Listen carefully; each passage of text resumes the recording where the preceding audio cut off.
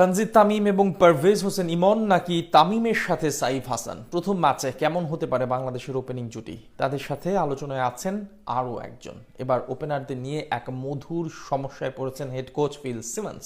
কাকে রেখে কাকে নেবেন সেটাই যেন দেখার বিষয়। একসাথে চারজনই আছেন ফর্মে, সেখান থেকে নিউজিল্যান্ডের বিপক্ষে টাইগারদের সম্ভাব্য ওপেনিং জুটি নিয়ে বাকিটা জেনে নেব।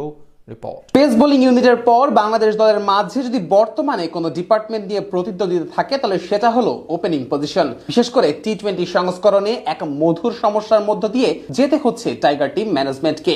সাইফ হাসান স্কোয়াডে আসার পর থেকে একসঙ্গে চারজন ওপেনার নিয়ে একাদশ সাজাতে হয় কোচ ফিল সিমন্সকে। তবে সেখানে এখন অব্দি স্থায়ী কাউকে পাওয়া যায়নি। সিরিজ ভেদে প্রায় প্রতিবারই কোনো না কোনো পরিবর্তন চোখে পড়ে। তেমনই নিউজিল্যান্ডের বিপক্ষে ঘরের মাঠে প্রথম টি-20তে মাঠে নামার আগে প্রশ্ন উঠছে এই সিরিজে টাইগারদের হয়ে ইনিংস উদ্বোধন করবেন কোন দুইজন। সাদা বলের ক্রিকেটে বর্তমান ওপেনার হিসেবে নিয়মিত দায়িত্ব পালন করতে দেখা যায় যুব বিশ্বকাপ জয়ী তারকা তানজিদ হাসান তামিমকে। আলাদা করে বলতে গেলে সংক্ষিপ্ত ফরম্যাটে বেশ ভালো উজ্জ্বল এই ব্যাটার। গেল বছর টি-20তে বাংলাদেশের সেরা ব্যাটার ছিলেন তামিম। ছক্কার রেকর্ড কিংবা রান তোলার হার সব দিক থেকেই ছাড়িয়ে গেছেন সবাইকে। তার চেয়ে বড় কথা, সর্বশেষ 5 ইনিংসের 3টিতে অর্ধশতক আছে তামিমের নামের পাশে। এর মাঝে নিজের ক্যারিয়ার সেরা 89 রানের ইনিংসটি উল্লেখযোগ্য। তাছাড়া চট্টগ্রামের মতো ব্যাটিং সহায়ক উইকেটে বরাবরই বেশ সফল এই বামহাতি। সেখান থেকে প্রথম ম্যাচের একাদশে তার জায়গা পাওয়ার সম্ভাবনা বলা চলে এক প্রকার চূড়ান্ত। তামিমের সঙ্গী কে হবেন সেটাই এখন বড় প্রশ্ন।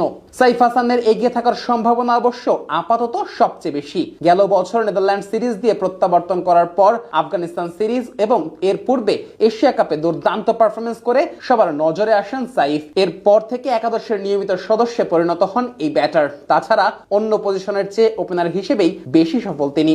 উদ্বোধনী ব্যাটার হিসেবে এখন অব্দি 7 ম্যাচে 203 রান করেছেন, পাক্কা 29 গড় এবং 120-এর স্ট্রাইক রেটে। তাছাড়া ডানহাতি ও বামহাতি কম্বিনেশনের কথা চিন্তা করলে তামিম এবং সাইফ হাসানই এগিয়ে থাকবেন। অন্যদিকে বিপিএল এর top run scorer Parvez Hossain Emon tournament জুড়ে খেলেছিলেন 4 নম্বর পজিশনে। সেখানে অবশ্য সফল হয়েছেন তিনি। তবে পাকিস্তান সুপার লিগে আবার 2 ম্যাচে 4 নম্বরে ব্যর্থ হওয়ার পর ওপেনিং এ ফিরে খেলেন ক্যামিও ইনিংস। তাছাড়া আন্তর্জাতিক ক্রিকেটে ওপেনার হিসেবেই আবির্ভাব হয়েছিল ইমনের, কিন্তু সাম্প্রতিক পারফরমেন্স এবং টিম কম্বিনেশনের কারণে একাদশে থাকলে 3 নম্বর পজিশনেই খেলানো হতে পারে ইমনকে।